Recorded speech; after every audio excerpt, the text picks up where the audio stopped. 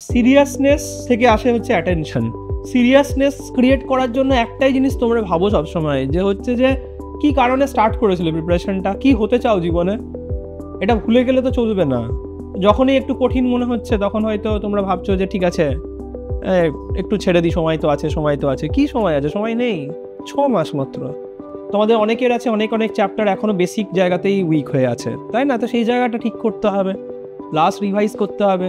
একসাথে অনেক কোয়েশ্চেন একসাথে করলে দেখবে ভুল ভ্রান্তি হাজার ধরনের দেখবে মিস্টেক আর এরর বেরিয়ে আসছে, ক্যালকুলেশন মিস্টেক, এই মিস্টেক সেই মিস্টেক, সেগুলোকে মার্ক করতে হবে, সেটাকে শুধরাতে হবে।